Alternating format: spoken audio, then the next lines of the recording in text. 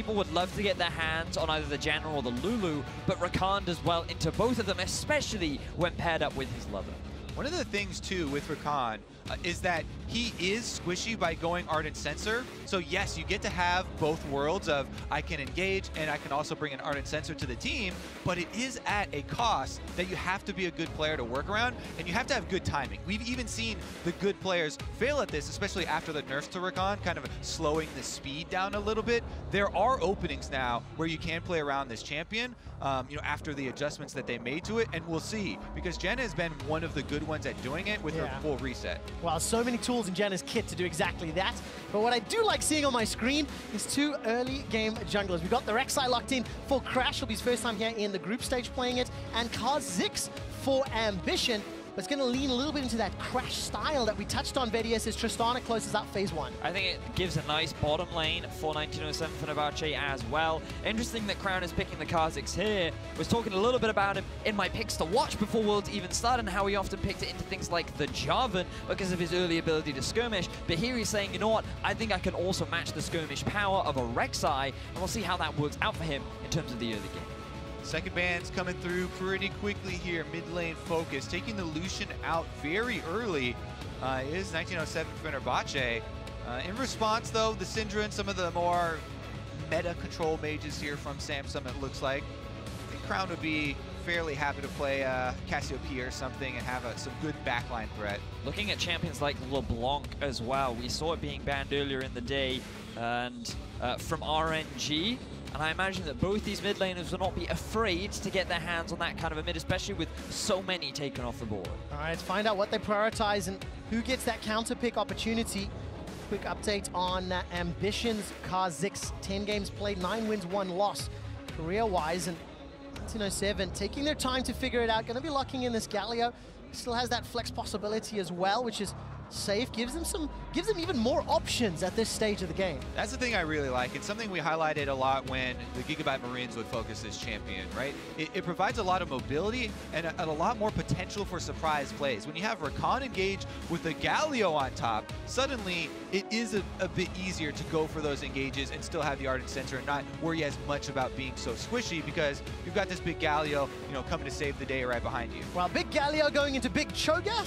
And of course, Malzahar to close out this team comp here for Crown. Frozen, he loves some assassins. What does he play into it if he wants to risk it? Well, that's the question. Are they expecting the Galio to go into the mid, or are they expecting it to go up to the top lane? Because there's still that flexibility, and 1907 will send it up to the top and round things out with a... We're going to have a Battle of the Void in the middle lane with Castin up against Malzahar. A matchup I have not seen in competitive play, but I'm excited to see how things play out. So it's decent for Kassadin early on, because Malzahar is not going to have a lot of early pressure on the Kassadin. We talked about kind of a bit yesterday, where he's just trying to get the last hits on CS, and even that can be a struggle sometimes. Kassadin, you know, being allowed to scale up early could be dangerous. Ambition, thankfully for Samsung, is actually on a good champion against Kassadin. Kha'Zix actually can prey on him quite well, since Kassadin's not going to build any early armor or anything like that, but it's really going to take some coordination. If Crown just survives and gets his ult off and Ambition is around, that's where you can see, you know, the Kassadin aggression turned around sometimes. I think also Malzahar is just naturally good at locking down high mobility targets. And when you look at this composition as a whole, there is a lot of mobility. Rakan, Tristana, Kassadin, Galio, so many champions that are really good at just dashing in, dashing out, moving from one side of the map to the other, something that a Malzahar could just very quickly lock up and allow Ambition to shred through. You only get one. Which one do? You gonna That's choose? the question, yeah. What I do like about the options of the dashing, when you look at the combinations, Rakan, Tristana, Kassadin, Rek'Sai, Galio, if 1907 pick the targets and decide to go in, everybody's going in together. So good luck dealing with that sort of 5-on-5 engage. And quick update, this is the first time Frozen has played Kassadin all summer. So pulling it out on stage, and we'll see what he can do with it. I remember his Echo performances from play-in and from last week. And we'll see whether he can make this Kassadin work, ladies and gentlemen. It's Samsung Galaxy taking on 1907 Fenerbahçe. If Samsung Galaxy win this game, they will share first place with a win-loss record of 3-1, and more importantly, they will eliminate 1907 Fenerbahçe from any playoff contention. So a very important game is what we're saying, really, for both teams. Samsung having the opportunity to equalize their score with RNG, but looking a little more into this mid-lane matchup, often a thing that players often forget about Kassadin is his passive gives 15% reduced magic damage taken. Like, he's pretty good against AP, especially when you think about Malzahar and his all-in combo. It's going to make that bit a little bit harder, especially if Frozen decides to go for either an early Abyssal Mask or a more likely early Rod of Ages. Once again, my eyes are so focused on the junglers. Crash is running the experienced Quint on Rek'Sai, so the options of early visits from these AD jungles to the mid lane is definitely a possibility. Yes, Kassadin would like to get that level 6, and then you really have to watch out, but it could even happen earlier than that. All right, Samsung Galaxy now taking on Fenerbahçe. Last time they played, Samsung almost lost this game. We did touch on the story fairly early on about how it was Haru playing that jungle Ezreal, but let's take a look at the gold graph and show you just how long Samsung had an opportunity to lead. This is the goal difference from Fenerbahçe's perspective. You can see they lose to about a 4K deficit by 10 minutes, maintain until 30, and then all of a sudden turn around, Venice. That's the big thing that a lot of people remember Fenerbahçe just having this big gold lead towards the end of the game, but it was Samsung that were in very heavy control. They had a lot of early towers, they had a lot of early ganks thanks to Haru, and everything was going their way largely just because of the lead Cho'Gath had up in the top lane on that Trundle. And that was such a close game. Samsung afterwards, the players were talking about how they took that loss very seriously, and they do not want to let, you know, almost lost. Again, I have the Papa Smithy syndrome, where it was such a scary moment and a scary game for them that they consider being that far down for so long. Definitely not the optimal strategy. No, absolutely not. And when you've got, you know, such a gigantic lead, 4,000 gold by 10 minutes, I think 2,500 gold lead on Cho'Gath's Trundle, which was hugely impactful, but they couldn't actually turn around. You can see they're 2.4K at 15, didn't play the split push, didn't utilize the tools, and while we've been telling stories, Pad and Capone, Brule and CoreJJ continue to trade, going back and forth, really getting into their face, and opponents going in. So, looking back at how Cho'Gath played, like, he actually did a lot of work in terms of the mid to early game on that Trundle. He took a huge number of towers. We have to pay attention back to the mid as Crash is looking for a gang. All right, let's find out. Flash is available, Void Shift is not. Crown actually respecting the potential, and Crash does not go for the flash follow. Remember, that experienced Quint I talked about on display here. Crash with Raptors red, goes into the Scuttle Crab, goes to invade, tries to get to Ambition early on. Ambition did get out over the wall, though, on that Kha'Zix, and he's been able to purchase his first back just fine. So no harm, no foul. A lot of early trading this game. Feels a little bit higher tempo than from game 1 of the day, but I think the champions also somewhat allow for that. Cho'Gath and Thaldrun, they're going to be trading back and forth as Cho'Gath's just going to be looking to time. He really wants to scale up and get those chomps down. Big priority here for Ambition to ensure that there's no repeat gank on the mid lane since Crown doesn't have his flash. All right, let's see what Frozen can do. Try to get himself away. He's already used that summoner spell. There's no support from anyone else. And our Ambition's just going to use this pressure advantage to clear out the vision. Now, this is what we were very much talking about, Kobe, with regards to these AD mid laners looking to try and gank mid. Now, every flash has gone for both Crown and Frozen, but Ambition had to use his as well. Frozen was in a good position in the lane that he could have just walked out from the gank, so Ambition wanted to try and force it, and now he's going for a repeat gank. Remember, no flash, no 6. Frozen, what are you doing? Now, there's no mana for Crown, actually, and all of a sudden, Crash is here to respond, so good counterplay by Crash. Yeah, they know junglers are around, sharks are in the water, so you don't want to overcommit to those chases, and that's where the vision around mid lane was so important there. They're able to back off. Crash even chases Ambition out after the one chicken steal. Yeah, not going to get any more of those Raptors this time around, and as we approach 5 minutes, a lot more tempo, a lot more things happening this time around with those two sort of damage-heavy junglers in the early game. But it's Rula and CoreJJ, though, once again getting pushed in is something that every time we look bottom, Pad and Japone just keep shoving them in, Venice. Yeah, because the mid lane has drawn so much of our focus, we haven't even had an opportunity to talk about this bottom lane, and it's extremely important to do so because one of the players to highlight from 1907 Fenerbahçe is Pan. during the laning phase, during play-ins, this guy struggled a lot. His average deficit was something like minus 10 CS on average at 15. Like, he was really struggling during the laning phase. But coming into group stages, his performance has significantly improved. He's been holding his own against players like Uzi and Sven, and now Ruler as well. And you can tie that into the fact that Ruler hasn't had the best group stages either. Yeah, exactly. Plus, Padden playing into the Janna. It's one of the supports. They go gold runes all over the place now, so the combat effectiveness early on in the lane phase is a lot less, and Janna just kind of sits back, shields the AD carry, so I'm sure he's happy to get the CS that he's getting here early on, but again, we'll take a closer look at Ruler. Yeah, 2.4 KDA, not the greatest. His damage rating shows you an adjusted expected damage based on a number of factors, and he's underperforming on the champions he's playing. Of course, one big factor for that is something the Analyst Desk mentioned, and Kobe, we were talking about earlier, an average of 98 damage per minute for Ruler on his Twitch game in their loss to RNG. Tells you how heavy-handed that defeat was. But it was also one of those situations where he never really got an opportunity to fight or utilize the strength of Twitch, and he was in a really disadvantageous matchup. So while it certainly is a low value, I can also understand how that value came to be. Oh yeah, it tells a story, all right. It tells a story of an AD carry getting dove over and over and over. Can't put out the damage when you're dead. Frozen tries to go in there and take away a large chicken, but don't believe the spear landed. All right, so even Stevens in the game at the moment. Flash is still not available in this mid lane, but very difficult to gank both of these respective champions. Of course, Frozen got Rift Walk available, and with Crown's passive, it's just a frustration needing to pop that before you can do anything after. Yeah, it is a frustration. It's a little bit less for Kassadin than a lot of other champions, because at level 6, you're always threatening a Rek'Sai gank, right? Kassadin, with the Null Sphere, you pop the shield, and then you're always threatening a Rift Walk into a slow on passive-less Malzahar, and you kind of always have this unseen threat of, you better have wards on my jungler, or else, I have the threat of all ins. Crown has got his summoner available now, gone that flash heal. Frozen's got the option to TP around the map. Fairly standard, and on the sides, the Turkish representatives, they've got the ability to play 1-3-1 very effectively. J and Ruler go through this control ward, make their way up. Nether Grasp and Flash is available for Crown if they want to lock down Malzahar. Malzahar has hit that level 7 mark now, so he's gotten a few extra points in his E. That means his wave clear is so much more effective. We got to stop talking about mid laners right now, because Crash is in the jungle. All right, trading back and forth. Crash is going to smite away that Sentinel before he makes it out clean.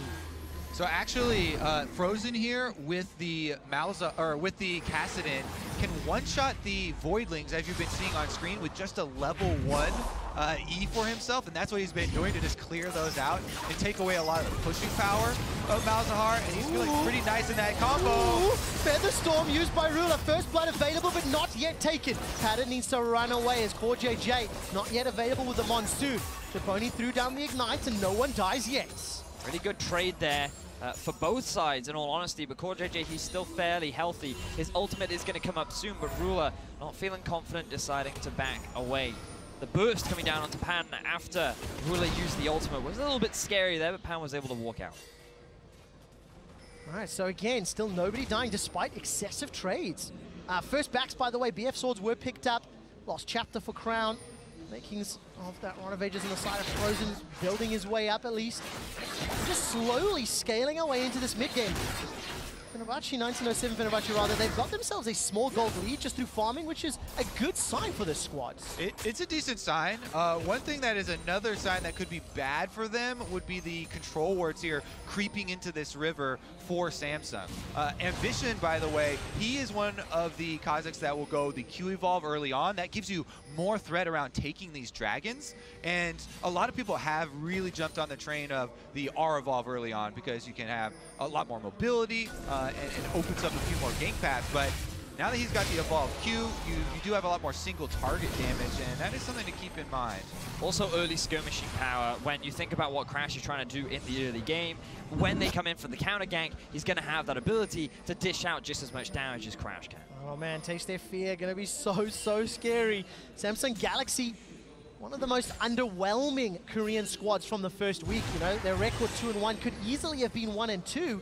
And there's a lot of eyes on how much things can change from week 1 to 2. Will you know, 1907 Fenerbahçe be able to grow, develop, show that they've improved? And will Samsung Galaxy start to silence some of the critics and prove they can take over? They've got ambition. We know their mid to late game, that's where he shines.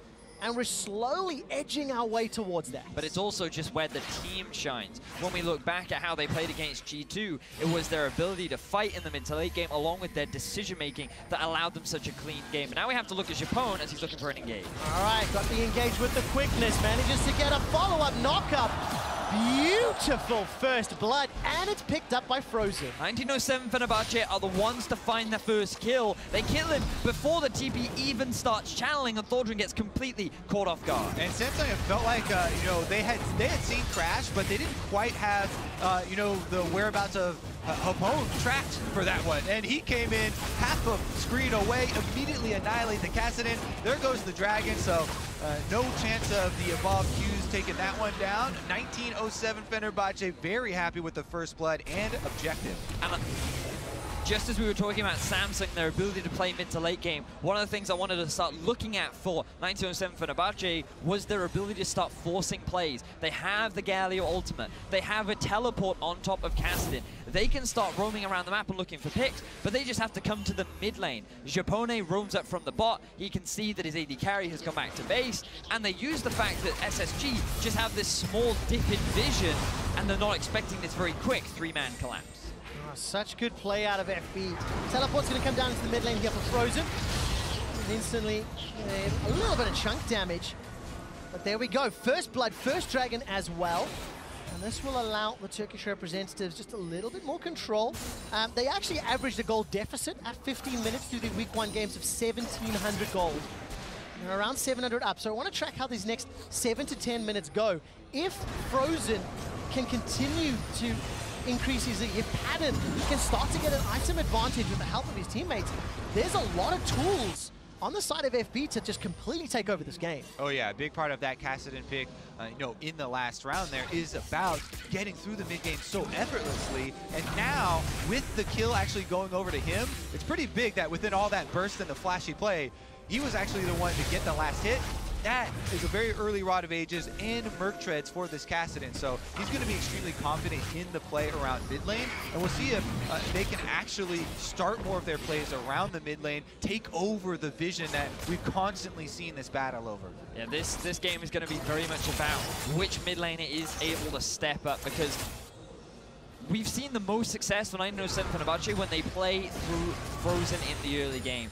This guy achieved many accolades within his own region during the TCL, and coming into the play-ins, he was one of their star performers. And while Pan, he certainly shined in the late game team fights and he was a big carry, it was Frozen that allowed them to get there, and he was always the player that we were watching as the early game progressed. Yeah, but giveth and taketh, because his Echo last week, jumping into the Lulu, of course, was the game-turning play that allowed SSG to just turn everything around. You know, FB had been sieging for a long time. I think you could see some of the cracks in their macro, some of their inability to break open Samsung Galaxy, and that's what allowed Samsung to win that game. Let's see whether or not it can happen again. Ardent Sensor completed for Core JJ in the bottom lane. Ruler getting very close to the Essence Reaver. The Adaptive Helm for QA up in the top lane as well. First item starting to trickle through. We've touched on that Rod of Ages. Infinity Edge, Ardent Sensor. So everybody hitting that one item spike. And now we're going to get into these mid-game team fights. Yeah, we look at item spikes. We also got to look at some of the wards that are lit around the map. Kobe, you were just talking about them. For deep vision, that is gained through priority in the middle lane. And typically you don't always expect that from a Kassadin. But because he got that first blood, and because of the constant pushing power in the bottom lane, Crash has been getting these deep wards in and giving Frozen a little bit more freedom as he plays very aggressively towards ambition. Yeah, he's got some backup here as Crash as well as Japone are around mid lane once again to defend that vision. And it's one of the big points that we always bring up is people, very often a lot of the early game deaths will be over a control ward. You know, these fights over vision are very real stakes, and people are often willing to even overcommit to them.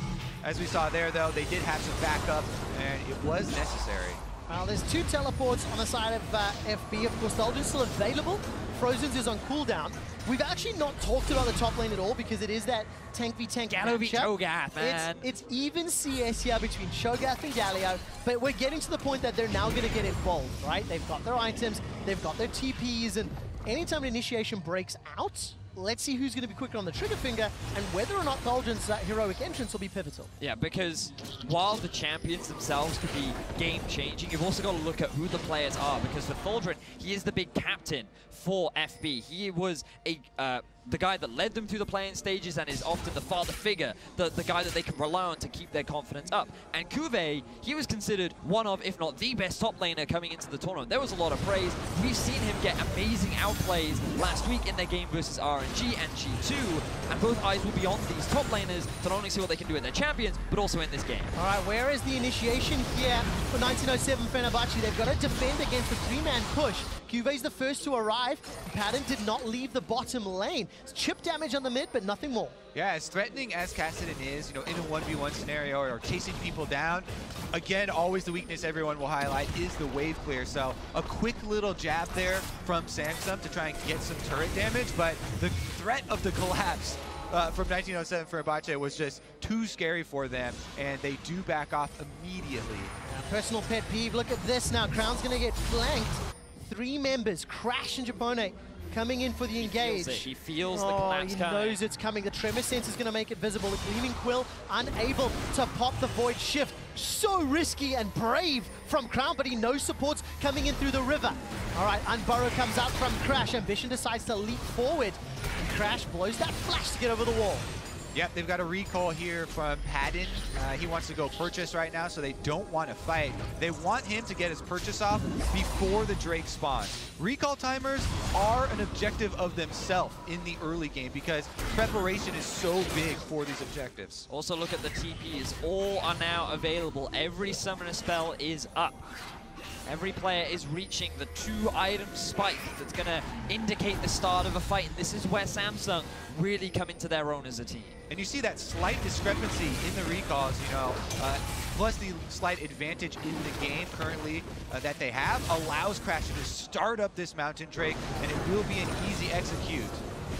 So second dragon for Turkey. This could be very important. Secured there by Crash. And 1907 Fenerbahçe, they extend this lead even further. Talked a lot about the top laners, and Thaldren was chunked down low.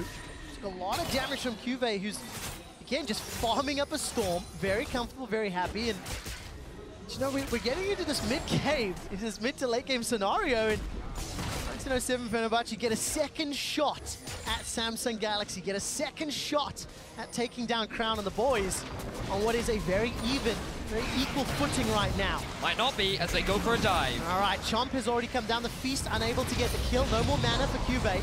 Frozen, not really going to have enough damage yet. That's at least a summoner spell used. That means Samsung Galaxy are able to escape, not able to take Thaldren down.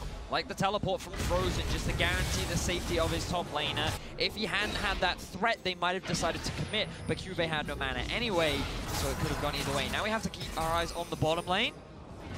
Let's see what will happen here. The tower's the focus.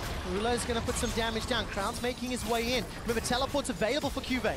Yeah, Samsung attempting cross-map plays here.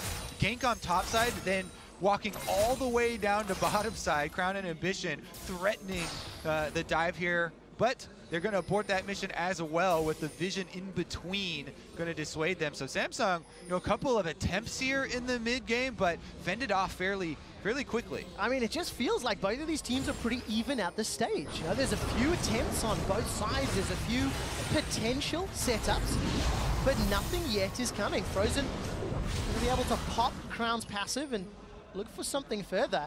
And now I'm looking for the play from 1907 Fenerbahçe, the heroic grand entrance. Rakan dives in, Galio jumps down on top of him, and then that just gives so much space for Crash and Frozen and Padden to clear up whatever is caught in the tons of CC that can come down.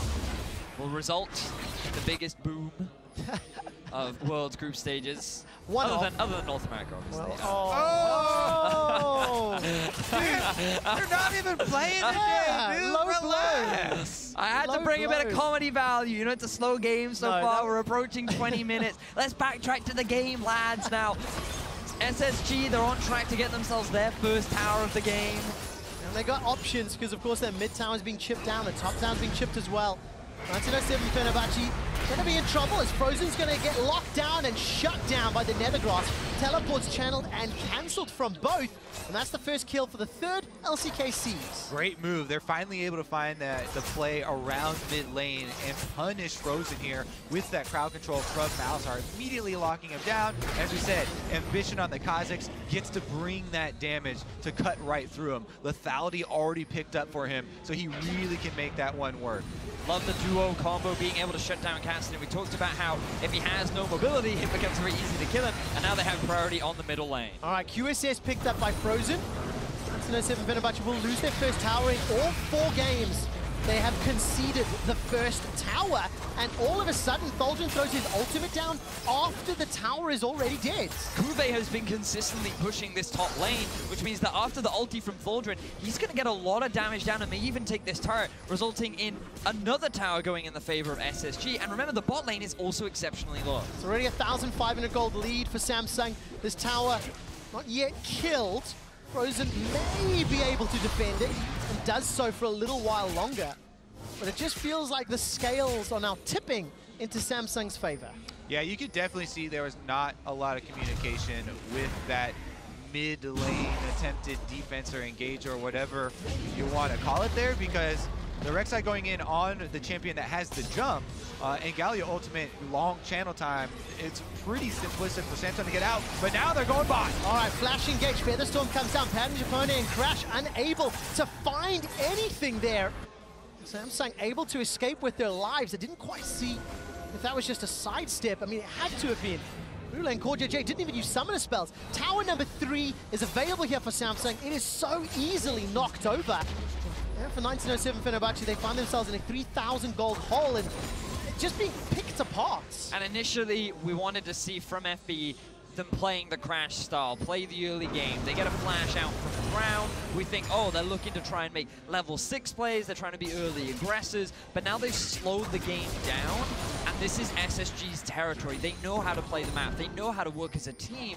And they're capitalizing on the lack of experience, to say, from the side of FB. And it's definitely moments like that where you feel for the team, right? Crash is an emergency sub for these guys. And yes, he can communicate with Frozen, but then there's delayed kind of communication with the rest of the team, and it's not a perfect scenario, but they've been trying to make it work, and they are still alive in this game, although Samsung just made such a huge surge. Look at the gold lead now. They certainly have. The one thing that FB can still rely on is that their composition still scales relatively well. The level 16 Kassadin is something you always have to be aware of because of his 2-second ultimate. He's on his way to completing his 2nd/3rd item. You have the late game Tristana too, and Galio is one of the strongest tanks when it comes to this late game point. So it's all about how well can they match up against the team fighting power of SSG. Well, team fighting power gets empowered by an Infernal Dragon at this stage of the game.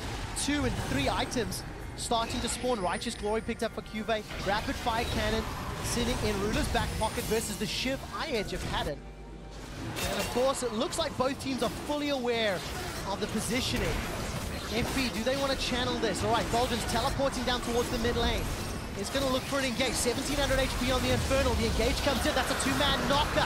Here comes the hero's entrance. Thaldren and Frozen looking on the back line. That's a 4-man taunt. That's another kill for 1907 Fenerbahçe. Rula throws out the Featherstorm. Not going to be able to call the feathers back, but it's Samsung Galaxy destroying FB. Thaldren sitting on the front line. Padden gets caught up by the rupture. Forced to run away. He's dodging, dipping, ducking, and diving. He can't auto-attack enough. And Samsung wipe FB. We questioned, could FB challenge the team fight power of SSG, and the answer is no. 2 kills in favor of FB, but 5 for Samsung Galaxy. They get themselves the ace, they get themselves the Infernal Drake, and they're running it down mid. The post-20-minute surge from Samsung, just incredible here, taking over the game, and Ambition, they look so comfortable with him in the game. Great calling from Samsung. It felt like once 20 minutes clicked over, they just went, okay, now we play. Gloves come off, make a few punches, 4 towers, a dragon, and an ace to boot. Now, keep your eyes on the positioning of Rula, because he was under a bit of scrutiny about his performance so far, but he chunked Crash out. He's not the one being engaged upon it. He's just free to deal all this damage. Still yet to be touched. We get a replay of Crown as he's very happy to see the end of that fight. and then we don't get to see the fight ourselves. So there's the damage, proof to what I was saying. Censored for your eyes. You only get to see that one time. But Rula, he did a lot of damage, guys. Yeah, very well played. And, you know, we were talking about his performance and some of his, I don't know if inconsistency is really a fair word, because they got crashed by RNG and he was on a Twitch, so what can you do in that scenario? However, there are some critical eyes being thrown on all 5 members of the Samsung roster because of their week 1 shaky performance. And now that we've entered the mid-game good and proper, Samsung are fully activated. Guardian Angel on Ambition leading the way, and they're going to look to shut down and eliminate 1907 Fenerbahçe from World's playoff contention. Consistency is going to be something that is always brought up at Worlds, and it's such an elusive goal in the best of one's group stages. That's why everybody is like constantly chasing this kind of just out of reach. There's so many things that go so differently game to game. This time around, though, Samsung going to be able to set up around Baron next with a lot of this deep vision you can see in the red quadrant jungle of FB. That's going to pose a lot of problems now that Ambition also has gotten his second evolution. And it feels to me that Samsung are just in their comfort zone. This is exactly how they played within the LCK. FB have allowed them to get to this point, and now they're setting up for the tower siege. You can see Cho'Gath down in the bottom lane. Samsung are grouped up as a 4-man unit top. They've gotten so much deep vision down with the control boards, and Crash tries to engage. Oh, Rula didn't back away quickly enough, but gets a lot of sustain and heals. Turned around as Crown's able to kill Padden. Now there's no damage. It looked so good at the start, but the turnaround is better. Golden trying to get the taunt down and not going to be able to find it. The engage interrupted. Core JJ, the monsoon will send tears down 1907 Fenerbahçe fans' eyes, and Samsung are not done yet. The inner top turret is the focus, and Cho'Gath, by the way, says, I don't care, bros. He's continuing to push the bottom lane, and he'll take that tower as well. All of that engage just stuffed by Samsung so quickly there. Janna ultimate on point from Core JJ, but even before that, pulling out the kill 4 versus 5 with the focus onto Padden.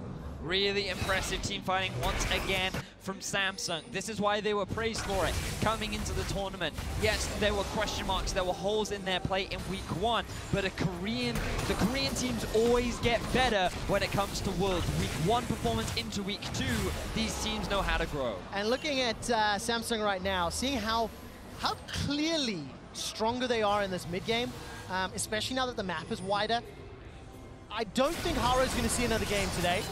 Mission very clearly leading the way forward. I mean, Crash just gets run down. Infinity Edge completed on that last back.